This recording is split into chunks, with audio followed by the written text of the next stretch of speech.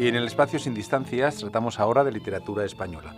Vamos a hablar sobre literatura española en la segunda mitad del siglo XX, centrándonos en concreto en la figura de Vicente Soto, escritor del que se cumple el centenario de su nacimiento y se tiene poca información. Para ello tenemos como invitada a María Martínez Deiros. María, un saludo y gracias por acudir a esta cita, de verdad. Hola, gracias a vosotros.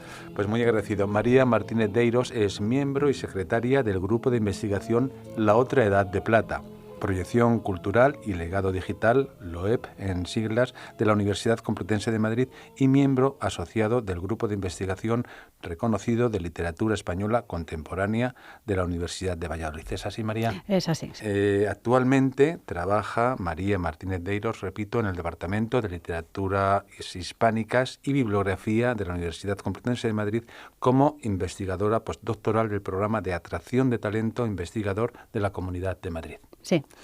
Muy bien, pues vamos a tratar, como decía, en esta conversación del trabajo que desarrolla nuestra invitada de hoy en este equipo de investigación y comentar la vida y la obra del escritor Vicente Soto. Vicente Soto nació en Valencia en 1919, murió en Madrid en 2011, se cumple pues el centenario del nacimiento de este escritor exiliado en el aire, como decimos también para otro tipo de programas, que vivió en Londres cerca de 60 años y que hoy está injustamente olvidado.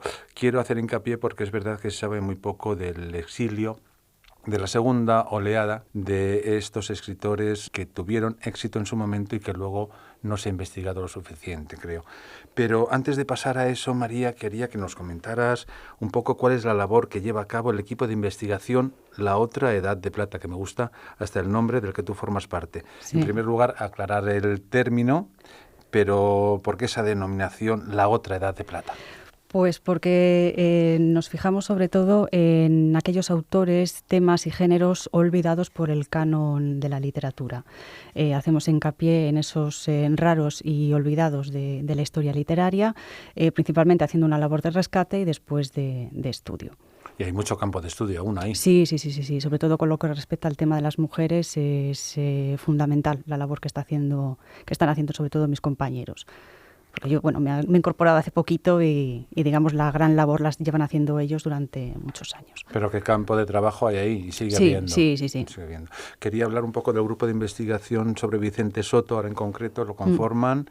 ¿Quiénes lo conforman? ¿Qué profesores? Lo conformamos Carmen Moral, de la Universidad de Valladolid, Alessandro Mistro Erigo, de la Ca' Foscari Venecia, y yo. Es un grupito que acabamos de formar desde hace poco y, pues un poco con la intención de rescatar un olvidado de esa segunda promoción de posguerra española.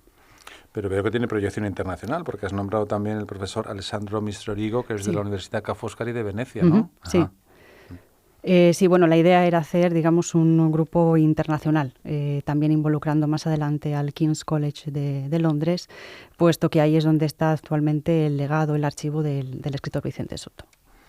Pasamos entonces a hablar, parece ahora, de la figura del escritor Vicente Soto. Nació en Valencia en 1919, como he dicho en la introducción, y falleció en Madrid en 2011. Se cumple pues ahora el centenario de su nacimiento. ¿Qué hechos podemos rescatar así a grandes rasgos de su biografía? Bueno, pues principalmente su colaboración como excombatiente del bando republicano en el Frente del Pardo de Madrid. Esto fue un hecho determinante, ¿no? También su ideología de izquierdas. Resalto estos dos hechos porque luego realmente serán los motivos por los cuales él se verá obligado a exiliarse en los años 50 a Londres. Vicente Soto en los años 40, a mediados de los años 40, reside en Madrid. Aquí comenzará a partir del año 46 a frecuentar la tertulia del Café Lisboa y entrará en contacto con otros intelectuales y artistas de la época, como Buero Vallejo, Arturo del Hoyo, Agustín del Campo, Corrales Egea, y con todos ellos formará, digamos, un grupo muy cohesionado y, bueno, pues trabará una amistad que durará ya para toda la vida. Y de hecho, de esta intensa amistad se conserva el epistolario editado recientemente por Domingo Ródenas entre Vicente Soto y Buero Vallejo. Que es muy importante, muy interesante para conocer, porque además fue un epistolario que duró desde los años 50 hasta la muerte prácticamente de Buero Vallejo, ¿no? Sí, efectivamente. La primera carta que se recoge es una carta dirigida de Vicente Soto a Buero Vallejo del año 54, creo que de septiembre del año 54, justo después de llegar él a Londres, y se interrumpe únicamente con la muerte del dramaturgo en el año 2000, efectivamente. Sí, porque quiero recordar que Vicente Soto llega a Madrid en el año 1944, pasa aquí unos años, trabajando un poco asfixiado por la situación de acoso que sufría en Valencia, en su ciudad, en su tierra natal, ¿no? Sí. Y aquí también siente el acoso tanto económico como social, ¿no? Sí, efectivamente. Que fue la razón un poco de trasladarse. Sí. Y bueno, pues yo creo que esos hechos, ese pasado como republicano, habiendo combatido en el frente, su ideología de izquierdas, ese compromiso social que tenía, pues en el fondo, pues tanto a él como a otros de su generación, pues les pesó tanto que tuvieron que verse forzados al exilio. Él había escrito algo de teatro infantil en su Valencia natal, Rosalinda, ¿no? Que además se representó, tuvo un premio, el premio Lope de Rueda. Sí. Vicente Soto inicia su carrera artística realmente en el mundo del teatro. Primero como actor dentro de la compañía El Búho, en Valencia, y después como dramaturgo con esta comedia infantil Rosalinda y con otra que creo que permanece aún inédita, que se titula Leonor. Efectivamente, con Rosalinda gana este premio Lope de Rueda y después será representada en el año 43 en el Teatro María Guerrero. Con lo cual, bueno, pues tuvo un cierto reconocimiento como dramaturgo. Sí, parece que pasemos a comentar su obra literaria. Sí. Me interesa destacar los grandes temas que articulan su obra narrativa. En qué grandes bloques narrativos podemos detenernos, pero sí centrarlo en sus grandes actividades narrativas, ¿te parece? Sí, María. De acuerdo. Vicente Soto cultivó principalmente novela, cuento y también teatro. Sobre todo cuando estuvo en el exilio, dedicó su carrera literaria a la narrativa, extensa y breve. Con su primera novela, La Zancada, gana el premio Nadal en el año 66 y en el año 67 será la novela más comprada de toda España. Es decir, que tuvo un éxito bastante bueno. Tuvo un éxito, un reconocimiento por parte de la crítica, pero también por parte del público. Los grandes temas de su narrativa se centran principalmente en la añoranza por España. La condición de exiliado en Vicente Soto fue fundamental y determinó toda su actividad artística. Se le ha considerado, por ejemplo, Luis Suñén le consideró como un novelista transterrado. Uh-huh. Es un término que yo precisamente para Soto no recogería, puesto que transterrado indica una actitud, digamos, entusiasta o positiva del exilio. Es decir, es un término que por primera vez lo utiliza José Gaos para referirse a su exilio en México. Es decir, es un exilio de una persona en un país que es afín a su tierra patria. Es un exilio que lo ve, pues eso, como algo positivo, como se siente como empatriado en ese otro país. Esa visión entusiasta del exilio yo creo que contrasta vivamente con la propia experiencia de Vicente Soto, porque realmente él sintió su exilio, su autoexilio, como una tragedia. Es el drama que recorre toda su vida y por supuesto que eso se plasma en toda su obra. Entonces, esa añoranza por España, esa nostalgia está presente como el gran tema de toda su narrativa, tanto de la novela como en los cuentos. Conectado directamente con este tema de la añoranza, tenemos el tema de la búsqueda del tiempo perdido, que es el gran tema, sobre todo también de esta primera novela, de La Zancada. Y también el humildismo. Con este término de humildismo, Damaso Santos en el año 75 se refería a esa tendencia de Vicente Soto por erguir en héroes de sus aventuras a seres humildes, a elementales, como pueden ser los niños, los campesinos, obreros y por supuesto también los exiliados y emigrantes. Quería rescatar, Marian, lo que has dicho yo creo que un término que es interesante para hablar en literatura. En esta época estamos hablando que es transterrado, sí. Porque has dicho que lo utilizó José Gaos cuando estuvo en México. Es curioso, has nombrado a José Gaos, que era amigo de Vicente Soto, y de hecho Vicente Soto tenía intención de trasladarse a México. Es verdad que, claro, viendo, me has dado la clave ahora cuando lo has comentado, luego la deriva de los dos, José Gaos es reconocido en México, es en un país que le acoge, él se siente que puede desarrollar su labor intelectual.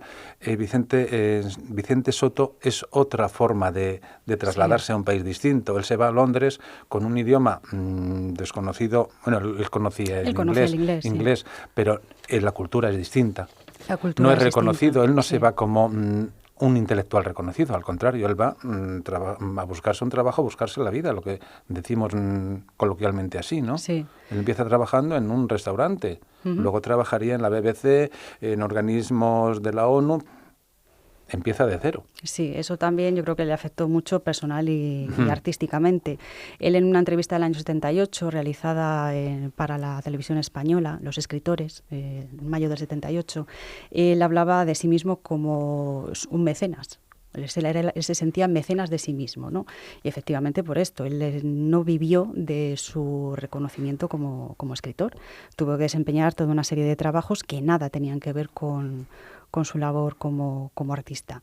Y efectivamente, pues eso yo creo que también le pesó, sobre todo a nivel personal. Él, en el epistolario, es muy interesante porque rescata todo este proceso de escritura, ¿no?, de muchas obras, y él cuenta con mucha angustia, ¿no?, a Borja Vallejo, que realmente se ve agobiado y asfixiado por el tiempo, porque no tiene tiempo para escribir, y escribe los fines de semana en su casa o entre los viajes de ida y vuelta a su trabajo, en el metro y en el autobús.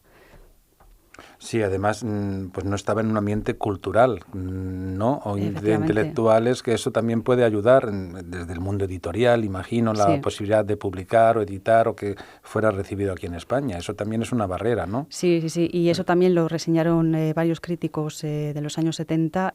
Por ese motivo, precisamente, yo creo que aún a día de hoy se le conoce tan poco a Vicente Soto.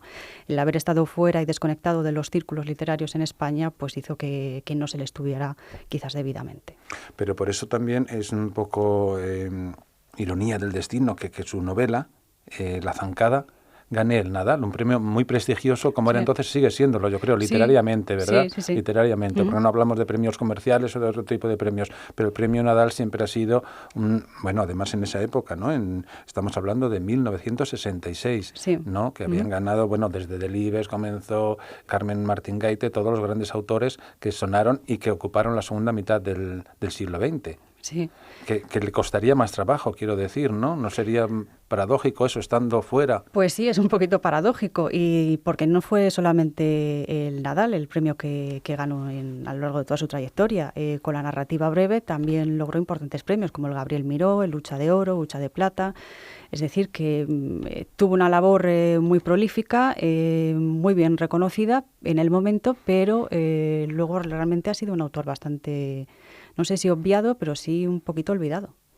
Hablamos un poco de esta obra que nos ocupa, La Zancada. Es un poco, está dentro de las líneas que tú comentabas, la añoranza, ¿no? Porque es la vida de un niño, un adolescente, ¿no? Cómo se mete en el mundo de los mayores, en su Valencia natal, ¿no? En un pueblo idílico, Alcidia, él nombra Alcidia, ¿no?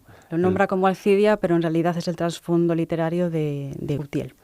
Y ya están ahí impresos esos elementos que luego van a conformar todo su desarrollo narrativo, ¿verdad? Sí, totalmente. El protagonista, como bien has dicho, es un niño, Gabrielito. Es una novela que, como el resto de su obra narrativa, tiene un componente bastante fuerte autobiográfico, de autoficción. Y la gran novedad que supuso esta novela es que no representa el mundo infantil desde el punto de vista del escritor ya adulto, como pasaba, por ejemplo, con Delibes, sino que se representa a través del punto de vista del propio personaje infantil, con lo cual el elemento de fantasía imaginativo que tiene la novela es importantísimo, con respecto, por ejemplo, al realismo social que se venía haciendo hasta ahora. Sí, me interesa que destaques esos términos, María, porque, bueno, yo creo que es una novedad también, ¿no? Es una perspectiva distinta a lo que estamos habituados o a lo que se ha estudiado o a lo que se ha extendido más, ¿no? Sí, desde luego en la época lo fue.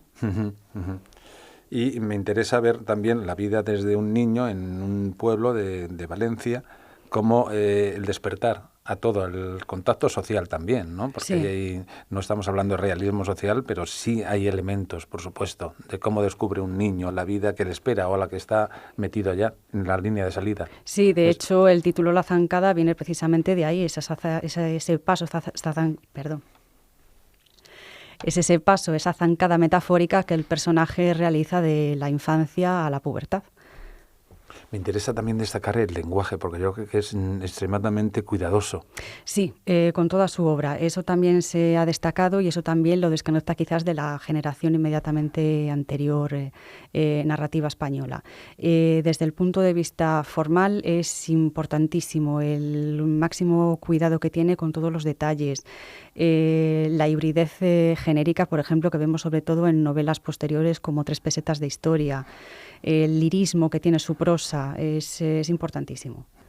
La verdad que la he leído ahora también, pues por prepararme y porque reconozco que era desconocedor de este autor, de Vicente Soto, y yo creo que completa el puzzle, pues bueno, los grandes autores, por supuesto, no lo voy a descartar, pero el siglo XX ha sido muy largo y muy fructífero en literatura española. La segunda mitad parece que no se llegaba nunca a estudiar en los planes de estudio, en bachiller, en las facultades, pero yo creo que ahora, gracias a la labor de investigadores como tú, María, es momento de echar una vista a esa parte que me parece muy, muy rica. Sí. Y muy esclarecedora. Sí, sí, sí.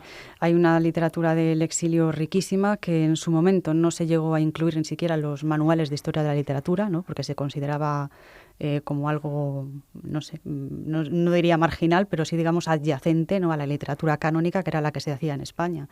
Y desde mi punto de vista es un error considerar así la historia de la literatura, porque se pierde una parte importantísima. Y además nos hace luego ver lo que ha venido después, ¿no? Porque es el enlace, sin duda. Bueno, si seguimos un poco con la publicación de la obra narrativa de Vicente Soto, en 1977 en Londres publica Cuentos de nunca acabar, pero me interesa destacar otra obra significativa. No voy a hacer un recorrido cronológico porque ya he dicho que va a ser, si no, muy disperso, pero me interesa destacar otra obra significativa en la producción de Vicente Soto. Se trata del relato Tres pesetas de historia, de 1983. Para darte una pista, bueno, una pista a ti no te debo dar, María, pero el crítico norteamericano William Risley dice de este relato que es el equivalente a los desastres de la guerra de Goya. Casi nada. Sí. Cuéntanos un poco la historia, la intrahistoria de este libro, que es muy curiosa, muy significativa. Bueno, pues es interesantísima, es apasionante realmente. La historia surge de un hecho real, de un cuadro religioso que compra su mujer, Blanca, en el Rastro de Madrid. Cuando ellos llegan a Londres, pues descubren que detrás de ese cuadro hay un atadito con una serie de objetos. Dentro de esos objetos están una carta dirigida a la viuda de supuestamente un fusilado. Bueno, se lo imaginaban, ¿no?, que podía ser la viuda de un fusilado. Descubren también una serie de pesetas en papel de la zona republicana, 3 pesetas de la zona de Castellar, ¿no?, de ahí el nombre del título de la novela, ¿no?, 3 pesetas de historia, una insignia de la UGT, es decir, la antigua UGT, y una hojita con los datos de una mujer, ¿no?, que vivía en Cheste, en Valencia. Y a partir de ahí, pues inicia, digamos, el escritor una especie de proceso de investigación que le lleva a recorrer, pues, la provincia de Jaén, en concreto los pueblos de Castellar y Villacarrillo, para descubrir qué hay detrás de toda esa historia. A raíz de este proceso de investigación, el autor se pondrá en contacto con diversos supervivientes de la Guerra Civil, con viudas de fusilados, irá recogiendo los testimonios de todos ellos, grabándoles, y esas grabaciones las incorporará al autor dentro de la novela. Entonces, decir que es una novela que antecede en 20 años a lo que realmente ahora se considera o se consideró en su momento como el boom de la novela de memoria histórica, ¿no?, que siempre se pone a Soldados de Salamina como, digamos, la precursora, y bueno, realmente 3 pesetas de historia ya 20 años antes antecede a ese tipo de novelas por temática y por el componente autoficcional, documental y sobre todo por la hibridez genérica. Ese retomar esos elementos, esos objetos reales, incorporándolos dentro del cuerpo de la novela, es de una novedad extrema para la época. Sin duda. Vuelvo a bueno, agradecerte la labor de investigación que realizáis, porque yo creo que estas cosas hay que rescatarlas, pero no solamente para los estudiosos, ¿no? Porque esa es la labor principal de un investigador, o la primera, María, pero luego yo creo que está la de transmitir y divulgar esos conocimientos precisamente, ¿no? Sí. Porque yo creo que sería a lo mejor buen momento para reeditar esta obra, por ejemplo, porque es que enlaza directamente con temas que hoy son vigentes, palpitantes, ¿no? En ello la estoy literatura. Pues sigue por ese cauce, que yo creo que vas por un buen camino, María. Sí, gracias. Si se han incorporado tarde a escuchar este espacio, les recuerdo que estamos en un programa que se llama Sin Distancias, de la UNED, la Universidad Nacional de Educación a Distancia, que estamos hablando de literatura española, en concreto de la obra y la figura de Vicente Soto. Vicente Soto, escritor nacido en Valencia en 1919 y muerto en Madrid en 2011, del que se conmemora este año los 100 años de nacimiento. Un autor poco conocido, poco estudiado por los críticos, pero yo creo que este programa quiere rescatar esa labor. Para eso estamos con María Martínez Deiros, que es miembro y secretaria del Grupo de Investigación La Otra Edad de Plata, proyección cultural y legado digital de la Universidad Complutense de Madrid y miembro asociado del Grupo de Investigación reconocido de Literatura Española Contemporánea de la Universidad de Valladolid. Habíamos hablado hasta ahora de la obra Cumbre, 3 pesetas de historia, publicada en 1983 en Londres, cuando Vicente Soto ya estaba en Londres, por supuesto. Él se fue en 1954, creo recordar, sí. Estuvo casi 60 años. ¿Cómo se recibió en el momento y cómo enlaza en la literatura que se hacía entonces, en los años 80, principios de los 80? María. Pues se recibió poco y quizás no bien del todo. En eso también influyó, como hemos dicho antes, su condición de exiliado, que él estaba fuera de esos círculos literarios y que ya en la época de finales de la transición, principios de la democracia, autores ya clásicos, ya mayores, como él, Boro Vallejo, estaban viniendo a ser un poquito desconsiderados por parte de la generación más joven de intelectuales y escritores. De hecho, en el epistolario este que hemos mencionado antes, editado por Domingo Ródenas, ellos hablan, por ejemplo, de la presentación de 3 pesetas de historia. Vicente Soto quiso que el padrino de esta novela fuera su íntimo amigo Boro Vallejo. Boro se lo desaconseja, porque, pues precisamente por eso que acabo de comentar, porque él veía que podía ser incluso un obstáculo para la correcta promoción de la novela. Pero Vicente Soto insistió. La presentación la realizaron aquí en Madrid a finales de abril, principios de mayo del año 83. Y en el epistolario posterior, Vicente Soto y Boro Vallejo se lamentan de la poquísima afluencia, sobre todo de los periodistas, que prácticamente ninguno cubrió la noticia de la presentación. Y de hecho hay muy poquitas reseñas de esos primeros meses de la novela. Luego, posteriormente, Vicente Soto sí que hablará con cierto buen recuerdo de esta novela. Sí que se dio, digamos, por satisfecho de todas las críticas que recibió, pero aún así, digamos que no fue considerada como una novela puntera, y realmente lo era. Es curioso, María, viendo desde el punto de vista de lector quizás o de oyente, en este caso los oyentes que nos escuchan, cómo luego, claro, vemos los libros, pues sí, los que están consagrados o los que están en el canon, los autores, pero luego hay toda un subterfugio, una trastienda debajo que hace que, que el público también se le guíe por un lado o por otro, ¿no? Sí, totalmente. Es el caso de lo que estabas tú comentando. A lo mejor es un poco también la realidad paralela. En Boro Vallejo, aquí en España, Vicente Soto, al estar en Londres, lejos de los círculos, Boro Vallejo, sin duda, fue, yo creo, el teatro fue cumbre aquí en una época, pero luego también tiene una época de descenso, ¿no? Sí. Sí, por eso que he comentado antes, porque ya digamos que la nueva generación no los considera ya clásicos, sí, ya como algo pasado. Piden paso y les desvían. Sí, totalmente. Totalmente injusto también. Sí, por supuesto. María, porque yo creo que las generaciones además tienen que convivir y eso se genera un aliciente, ¿no?, para la literatura, para la buena marcha de la literatura. Claro, y por ejemplo en el caso de Vicente Soto, bueno, también por supuesto en el Boro Vallejo, pero Vicente Soto fue un autor que no dejó de renovarse constantemente con cada obra que publicaba. Y 3 pesetas de historia es el ejemplo claro. 3 pesetas de historia lo publica él con 64 años. O sea, que es una obra de madurez. Es una obra de madurez. Y es totalmente innovadora. Totalmente, totalmente. Como he dicho antes, es la precursora de este tipo de novelas de memoria histórica que ahora están tan de moda, que siempre se han considerado como propias del siglo XXI, ¿no? Por esa distancia que los autores toman con respecto al conflicto bélico. Y la importancia de Tres pesetas de historia creo que está también en que nos lo cuenta un escritor que vivió en primera persona y fue testigo de esa guerra civil. Con lo cual más interesante aún, el relato directo, vaya. Creo que sí. Además, el compromiso social y político que hay en la novela está clarísimo. Y no solamente en esa, sino en toda la obra narrativa de Vicente Soto. Aunque curiosamente en la época se dijo de él lo contrario, por lo menos con La zancada. Ya. La verdad que yo creo que por eso hay que hacer programas como este, no solamente este programa, digo, bueno, barro para casa desde la UNED María, pero labores como la que hacéis desde la Universidad Complutense, yo creo que todo lo que sea investigación por rescatar para las generaciones venideras también, ¿no? Porque le supondrá un aclararse sobre la historia, no solamente la historia en mayúsculas, sino la historia literaria, que tiene mucho que decir y mucho que aportar. Sí, sí, sí, por supuesto. Bueno.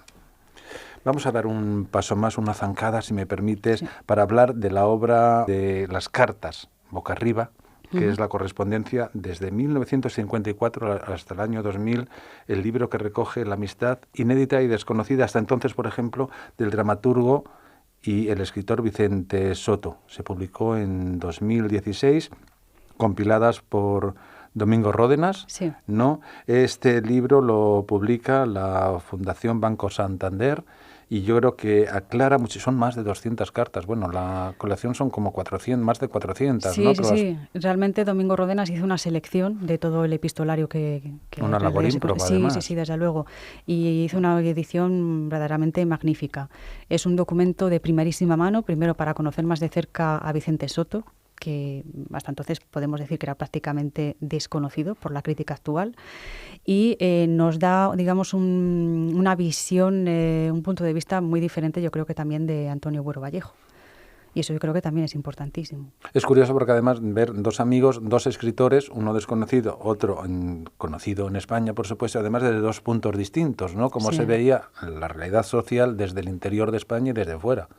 Entonces eso enriquece además la correspondencia y la vida, porque no solamente habla de la vida literaria, por supuesto, también, de los círculos literarios, claro, es fundamental, pero del desarrollo social también, ¿no? Sí, totalmente. El desarrollo social, político, comentan todos los acontecimientos sociales, por ejemplo, el golpe de Estado de Tejero. La irrupción, por ejemplo, de los Beatles dentro de la escena, que eso le llama muchísimo la atención a Vicente Soto, ¿no? Estos, bueno, no recordará exactamente el término, pero les llaman algo así como estos melenudos que no saben ni cantar. Es muy curioso, ¿no? Pues, porque son, claro, testigos en primera mano de ciertos acontecimientos sociales que ahora a lo mejor nos parecen normales, ¿no? Por ejemplo, estos movimientos de los fans, pero claro, en la época eran totalmente innovadores, inéditos, llamativos, ¿no? Sí, claro. sí. Qué curioso. Quiero decir también que la familia de Vicente Soto ha donado gran parte de su legado documental y bibliográfico a los fondos del archivo y colecciones especiales del King's College London, colegio universitario de la Universidad de Londres, con lo cual los investigadores o todos los que quieran buscar ahí tienen una fuente también importante. Sí, desde luego. Ahí está gran parte de su obra artística, literaria. Y desde luego que la labor de apoyo que estamos teniendo por parte de la familia es fundamental. Entonces yo desde aquí quisiera agradecer a los tres, a Blanca, Isabel y a Vincent, su constante colaboración, apoyo, porque es, como digo, es clave, es fundamental para poder reconstruir no solo la biografía, sino también la propia obra literaria del autor. Vamos a escuchar en este punto precisamente la voz de Vicente Soto. ¿Te parece, María? Es una grabación facilitada por los herederos. El sonido es deficiente, es una grabación rescatada de los años 70, pero creo que merece la pena. Escuchamos a Vicente Soto. El que se va de su tierra, pierde su tierra y no gana la ajena. Entonces comienza ahí una inadaptación francamente dolorosa para el sujeto, con sensibilidad para ello, que a veces el sujeto trata de disimular y de quizá superar, pero que yo creo que en el fondo está siempre ahí y que en un momento crítico, próximo a la muerte o a la gran creación artística, le delata. Bien, yo vivo allá y no puedo ocultar que, así como de una manera humana o vital el trasplante ha sido doloroso, creo, sin embargo, que desde un punto de vista literario, esto a mí me ha enriquecido. Quiero destacar que ha sido un autor muy poco estudiado también por la crítica, a pesar de todos los premios que recibe. Ya has comentado tú, María, no vamos a hacer aquí la relación. Yo creo que recomendar a los oyentes que escuchen este espacio que acudan a investigaciones, las cartas, por ejemplo, y a toda la lectura de su obra, porque les va a enriquecer y van a descubrir un autor de primer orden, sin duda. Sí. Aunque sea desconocido, de primer orden. Y eso hay que rescatarlo.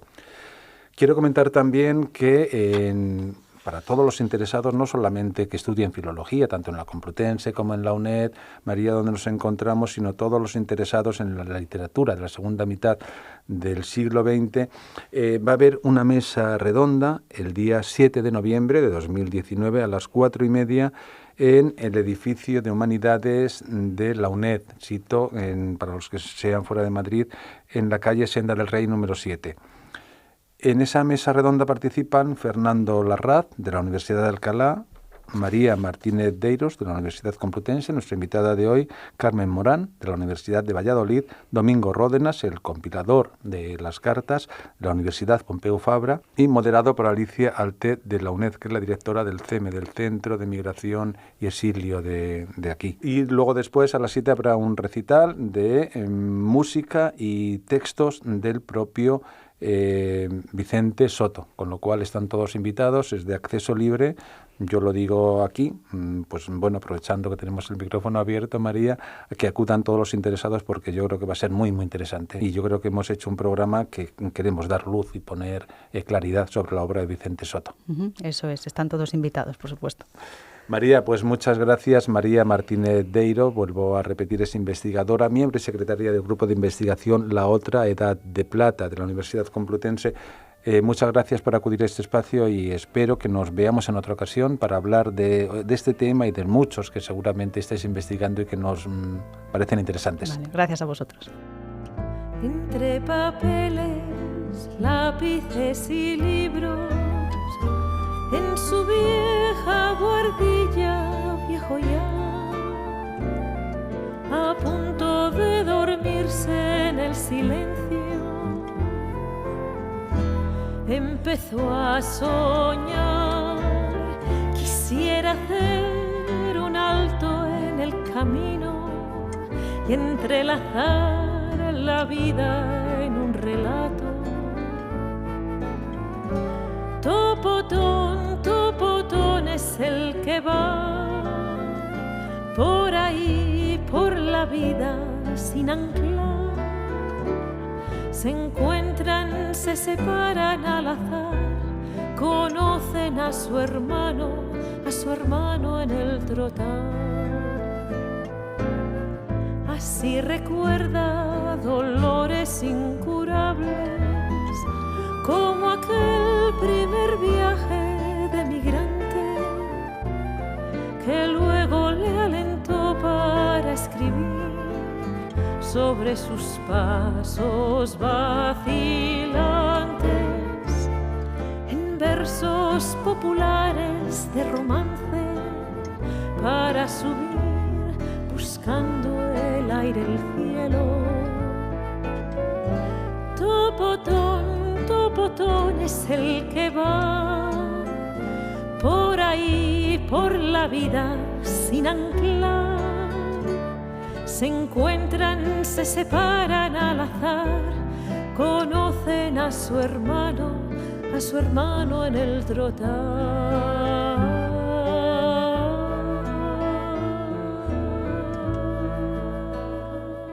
Quiero hablar de las músicas de este programa. Esta canción lleva por título Topotón y está inspirada y basada en un texto de Vicente Soto. La hemos escuchado en la voz de Eva Estebas, composición e interpretación musical de Jorge y José Manuel Maletá, autores también de la música que sirvió de sintonía a este programa, Diferencias sobre un tema, la esperanza, que ha estado dedicado a la memoria de Vicente Soto, exiliado en el aire.